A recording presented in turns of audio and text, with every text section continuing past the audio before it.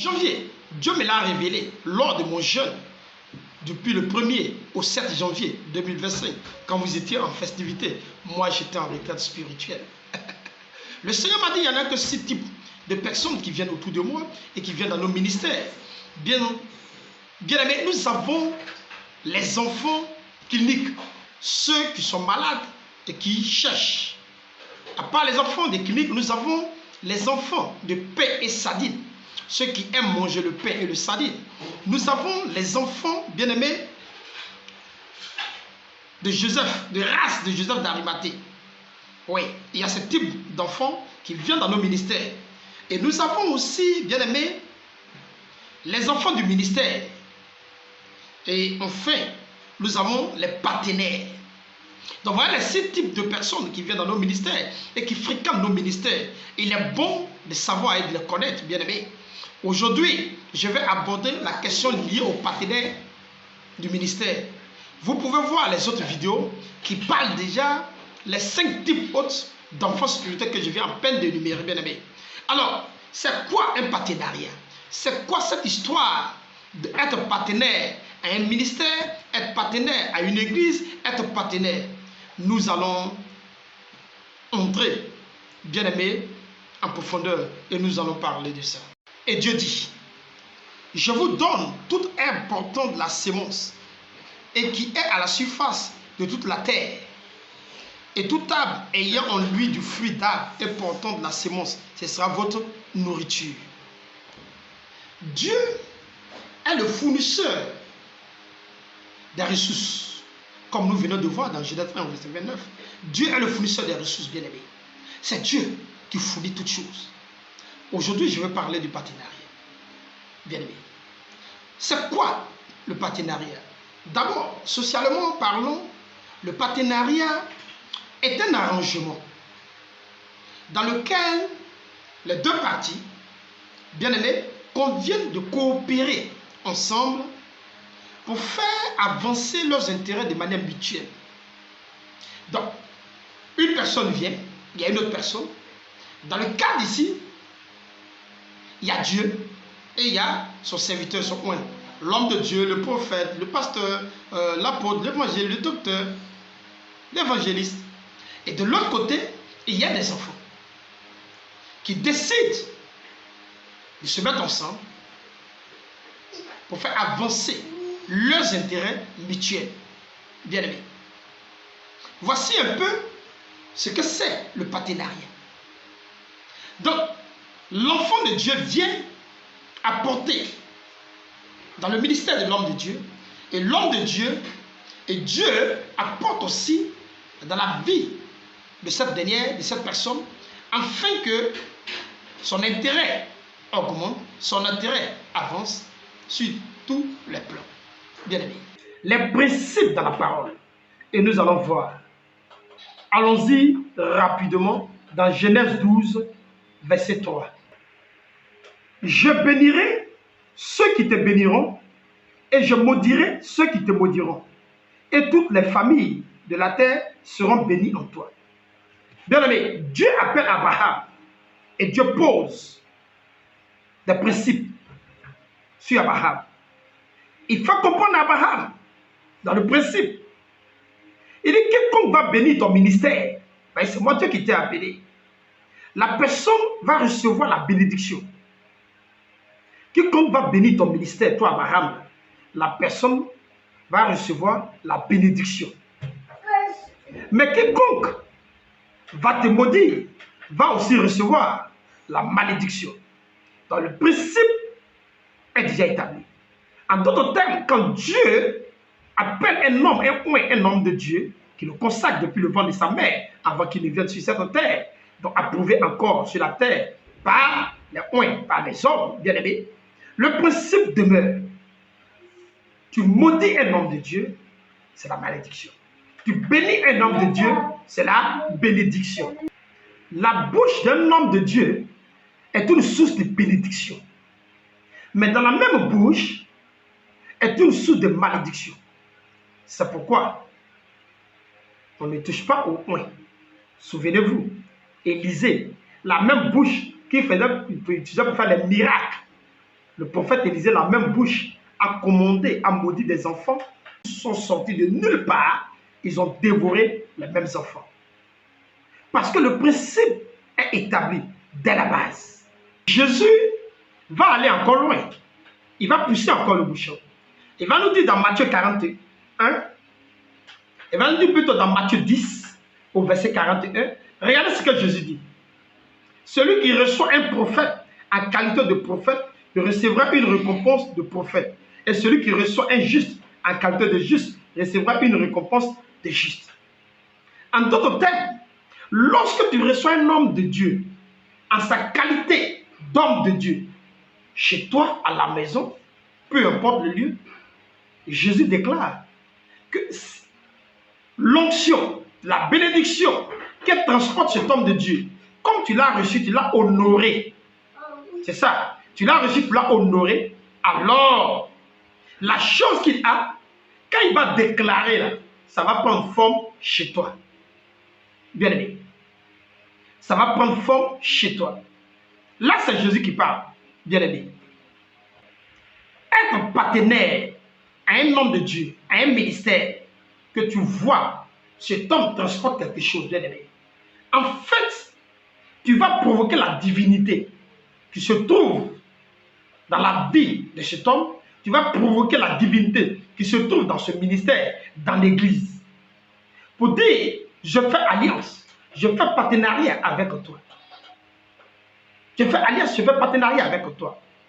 Ce que tu transportes là, je veux des bénédictions dans ce que j'exerce, dans ce que je fais. Alors, tu vas vers lui et sur la base des Écritures, comme je suis en train d'énumérer, l'homme de Dieu va prier pour toi. Et comme dans ce partenariat, tu peux apporter, selon ce que vous avez défini, soit par mois, soit chaque 3 mois, soit chaque saison. Tout va dépendre, donc selon les termes de vos accords que vous pouvez définir. Bien aimé, apporter dans le ministère d'un homme de Dieu, il y a trop d'avantages. Énormément. Être partenaire à un ministère d'un homme de Dieu, il y a trop d'avantages. Bien aimé, nous allons voir comment une femme a été sauvée parce qu'elle a assisté simplement un homme de Dieu. Nous parle de 1 Roi 17, à partir du verset 9 au verset 16. Je vais juste résumer rapidement. À partir du verset 12. Elle répondit, l'Éternel ton Dieu est vivant, je n'ai rien de cuit, je n'ai qu'une poignée de farine dans un pot et un peu d'huile dans une cruche. Et voici, je ramasse 2 morceaux de bois, puis je renterrai et je préparerai cela pour moi et pour mon fils. Nous mangerons, après quoi nous mourrons. Élie lui dit, n'aie qu'un point, rentre, fais comme tu as dit. Seulement, prépare-moi d'abord avec cela un petit gâteau et tu me l'apporteras. Tu en feras ensuite pour toi et pour ton fils. Bien aimé. Le prophète arrive chez la veuve. La femme, elle est veuve. Tout ce qu'elle avait à manger, c'était de la farine. Un peu de farine. C'est tout ce qui lui restait, un peu de farine. Et elle allait préparer, elle allait manger à son fils et elle allait mourir. Mais comme le prophète transporte une onction, il transporte une divinité, il transporte des divinités. Le prophète lui a dit, ta sémence là, puis c'est tout ce qui te reste à manger, non? Il faut m'apporter ça dans mon ministère. Apporte-moi ça d'abord. Je vais manger. Apporte-moi ce que tu as là dans mon ministère. Je vais manger. Ensuite, il va en avoir en abondance sur toi. La femme va obéir. Elle n'a pas dit, je vais manger à mon fils d'abord. Mais elle dit, elle obéit et elle apporte à l'homme de Dieu d'abord. L'homme de Dieu lui dit, la farine qui est dans le pot ne manquera point. Et l'huile qui est dans la cruche ne diminuera point. Jusqu'au jour où l'Éternel fera tomber de la pluie sur la face du sol. Parce qu'en fait, il y avait de la famine. Bien aimé. Il y avait de la famine. Et comme l'homme de Dieu est allé, il lui a dit, donne-moi ce que tu as là, je vais manger. Apporte-moi ça dans mon ministère d'abord. Parce qu'en Israël, on crée les hommes de Dieu. On les crée. On crée les prophètes. Parce que les prophètes ont leur loi qui n'a rien à voir avec la loi de Moïse. C'est écrit. Bien aimé. Elle va obéir, elle va apporter dans le ministère d'abord la suite des événements, comme vous allez le dire. Le fait qu'elle ait assisté l'homme de Dieu dans le ministère, dans le besoin, Dieu va épargner la mort, la famine à cette femme. Si vous poursuivez, il fut un moment même que son fils a eu des difficultés, l'homme de Dieu va encore apporter. Bien aimé. Donc être partenaire ou assister un homme de Dieu, il y a beaucoup d'avantages que vous ignorez. Il y en a beaucoup que vous ignorez. Vous ouvrez vous-même des portes de sécurité, de bénédiction, d'élévation dans tous vos secteurs d'activité. Le maître lui-même, Jésus, lui-même, il y avait des partenaires à son ministère quand il était sur la terre. Vous imaginez quand Jésus se déplace, il se déplaçait avec des milliers de personnes. Ce n'est pas à tout moment qu'il multipliait le pain et la sardine. Ce n'est pas à tout moment. Il y avait des personnes qui assistaient Jésus à tout moment dans son ministère. Prenons Luc 8, bien aimé, au verset 3. La Bible dit, Jeanne, femme de Chuza, intendant d'Hérode. C'est-à-dire le roi Hérode là, son ministre des Finances là, le ministre des Finances là, sa femme. Voilà une femme qui assiste Jésus, qui était partenaire au ministère de Jésus. C'est-à-dire le ministre des Finances de ton pays, sa femme est dans l'église. C'est cette femme-là qui aidait l'homme de Dieu à tout moment quand il doit se déplacer, quand il doit aller au temple de Jésus. Hérode, roi, et il avait tout le pouvoir. Son ministre des Finances. C'est lui seul qui avait contrôlé les finances. Sa femme. Voilà des personnes qui étaient avec Jésus et qui accompagnaient Jésus dans son ministère. Dans son ministère. Et elle n'est pas seule. Il y en a plein. Je vais énumérer encore un autre nom. Il y a Suzanne, une autre femme dont la Bible parle, qui assistait Jésus dans le ministère, partenait au ministère de Jésus. Je vais m'arrêter là. Mais sans oublier même Joseph d'Arimathée, bien aimé. La Bible dit, Jeanne, femme de Suzanne, intendant d'Hérode, Suzanne et plusieurs autres femmes qui l'assistaient de leurs biens. De leurs biens. C'est-à-dire, ces femmes de ministres, ces femmes de personnalité assistaient Jésus de leurs biens. Bien aimé. Être partenaire à un ministère d'un homme de Dieu, tu es en train de t'ouvrir des portes énormes. Si le maître lui-même avait été assisté par les biens de ces personnes, de ces autrui, vous croyez que ces gens-là, ceux qui assistaient Jésus de leurs biens, comme la Bible nous dit dans Luc là, vous croyez qu'ils ne réfléchissaient pas, ils n'étaient pas sages? Mais ils ont vu quelque chose au maître. Ils ont vu quelque chose en Christ, en Jésus. On doit l'assister avec tous nos biens. Et c'est ce qui se faisait. Joseph d'Arimathée, un homme puissant, riche, assistait Jésus dans tous ses déplacements. Bien aimé. Être partenaire, cela te sécurise. Cela t'apporte l'avantage. Bien aimé. C'est pourquoi, vous voyez, quand cette personne assistait à Jésus, lorsqu'il y a un problème, Jésus est obligé d'intervenir, bien aimé. Regardez comment Jésus va intervenir dans un cas. Pas parce que il voulait, non, parce que ces personnes l'assistaient. Allons-y dans Jean 11. Lisons le verset 1 à 3 d'abord, et vous allez comprendre quelque chose.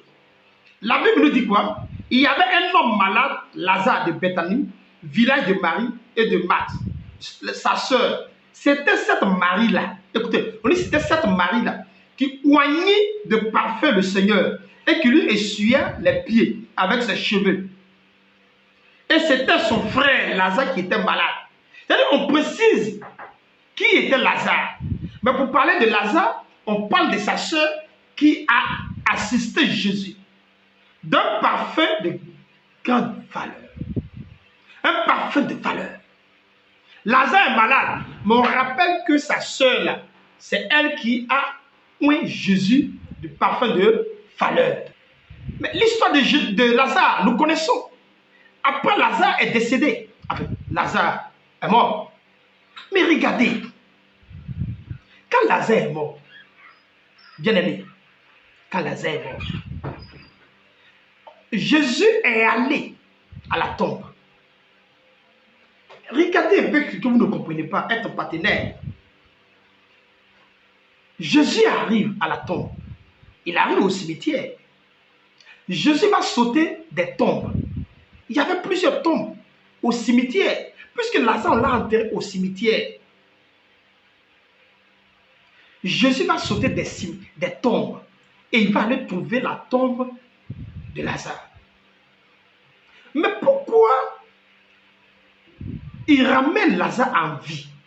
La Bible nous dit, au verset 43 de Jean 11, ayant dit cela, il cria d'une voix forte, Lazare sort, et le mort sortit, les pieds et les mains liés de bandes et le visage enveloppé.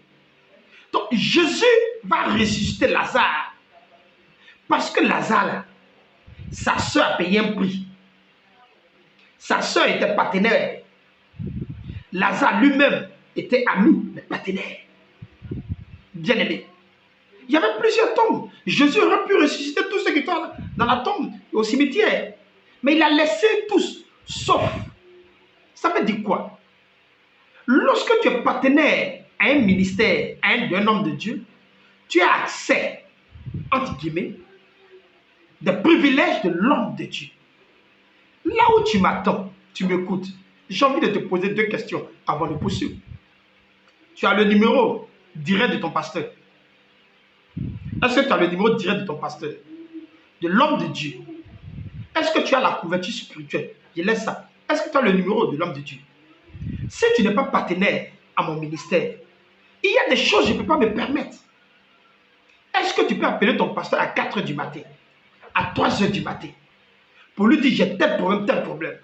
Y a-t-il un homme de Dieu qui peut se réveiller au milieu de la nuit, lui et sa femme, intervenir sur ton cas? Est-ce qu'il y en a? Est-ce que tu as un homme de Dieu qui peut se réveiller au bon milieu de la nuit pour intercéder lui et sa femme, ou elle et son mari, sur toi ton cas? Ce sont ceux qui sont partenaires, qui font avancer le royaume. Grâce à leur offrande, l'homme de Dieu évacue ce qu'il y a à faire, bien aimé. Et tu as accès à l'homme de Dieu, et l'homme de Dieu est chargé d'intercéder, de prier pour tes affaires. Dans n'importe quel domaine, il doit intervenir. Parce que l'homme de Dieu sait que tu es partenaire à son ministère. Et dans le partenariat, ça peut être soit chaque fin du mois, tu apportes X francs, ou chaque fin du mois, ou chaque 2 mois, tu apportes X francs. Bien aimé. Tout dépend. Mais si tu n'es pas partenaire ministère, pourquoi tu veux que l'homme de Dieu se tue pour toi? Non. L'évangile est gratuit. Ok, il n'y a pas de problème. Lorsqu'elle est libérée, tu reçois. C'est fini, il n'y a pas de problème. Mais tu veux un encadrement, tu veux, sur ton cas spécial, comme Lazare. Vous croyez que Jésus, s'il ne connaissait pas Marie, ne connaissait pas les maths, il allait se déplacer là où il était pour venir ressusciter Lazare? Tu es sûr? S'il n'y a pas d'affinité, il n'y a pas de relation entre Jésus, tu sais combien de personnes qui mouraient au temps de Jésus? Est-ce que tu connais? Jésus était là, on enterrait des gens. il allait, ceux qui sont partenaires à son ministère, ceux-là, il les privilégiait. Il va, il prêche la bonne nouvelle, mais ceux qui sont partenaires, ceux qui l'assistent, il leur rend visite. Quand ils sont malades, il va. Automatiquement, il arrête, il s'occupe d'eux. Est-ce que tu as quelqu'un qui peut s'occuper de toi?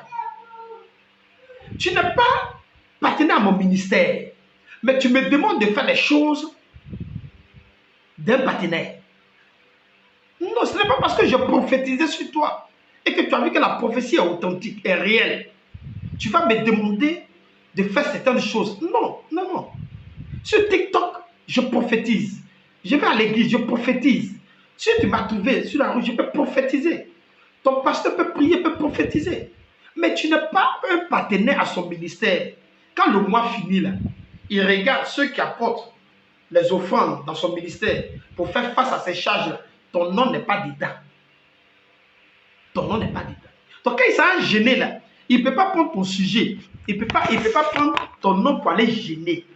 Tu n'es pas partenaire à son ministère. Non, non. Il faut que vous compreniez. Jésus allait ressusciter Lazare parce que Lazare et sa famille sont partenaires au ministère de Jésus. C'est ça qui est la vérité. On te prêche l'évangile, tu l'as reçu. Amen. Mais si tu veux me demander au-delà de ma prédication que tu as reçue, tu dois être partenaire à mon ministère. En ce moment, je peux inscrire ton nom et puis je m'avais gêné avec. Tu peux m'appeler à 4 h du matin, au bon milieu. Ah, homme de Dieu, j'ai tel problème. Je réveille ma femme et puis on intercède. Si c'est pour venir t'aider, t'assister aussi, je reviens ou je viens. Parce que tu es partenaire à mon ministère. Les hommes de Dieu que vous voyez partout faire les grands programmes, ce sont les partenaires qui font avancer les choses. Le royaume de Dieu. Mais tu n'es pas partenaire. Et tu veux que l'homme de Dieu prenne son temps à gêner pour ton cas, prenne son temps à faire ceci pour ton cas. Non, non, c'est pas vrai. C'est pas vrai. C'est pas vrai. C'est pas vrai. Tous les hommes de Dieu que vous voyez à la télé partout là, ils ont des partenaires. Des gens qui peuvent les appeler. Papa, j'ai tel problème. Il dit, mon fils, je viens. Je gêne pour toi. Le cas que tu as là, ça nécessite tel problème. Mon fils, je fais ça pour toi. Parce que chaque 2 mois, chaque fin du mois, tu assistes l'homme de Dieu. Tu es partenaire. Et ton nom est inscrit sur la liste de ses partenaires. Voyons quelques points, bien aimés. On va aller voir Paul. Il y avait des partenaires qui assistaient Paul. Après Jésus, on va voir Paul. Afin que vous compreniez que c'est biblique. C'est grâce à votre partenariat que l'homme de Dieu avance. Le royaume avance. Et en échange, il y a quelque chose qu'il vous donne. Philippiens 4, au verset 18 à 19. Je lis la parole du Seigneur. J'ai tout reçu et je suis dans l'abondance. J'ai été comblé de bien en recevant par Épaphrodite ce qui vient de vous, comme un parfum de bonne odeur, un sacrifice que Dieu accepte et qui lui est agréable. Au verset 19, et mon Dieu pourvoira à tous vos besoins selon sa richesse avec gloire en Jésus-Christ. Bien aimé, ça c'est l'apôtre Paul, le grand Paul, l'homme qui a écrit le Nouveau Testament plus que les autres. Bien aimé, ça veut dire quoi? Le texte que nous venons de dire. Paul était assisté. Oui, on assistait Paul. Paul était assisté. Bien aimé. Parce que il est bon de comprendre, bien aimé, le fond que tu apportes dans le partenariat, c'est un parfum de bonne odeur, comme on vient de lire. Quand chaque fin du mois, je ne parle pas de deal, je parle de partenariat. D'une personne à une église, d'une personne à un ministère, c'est-à-dire d'un homme de Dieu. Ce que tu apportes, si c'est chaque mois, chaque 2 semaines, chaque 2 mois, c'est un parfum de bonne odeur. C'est un sacrifice que Dieu accepte. Et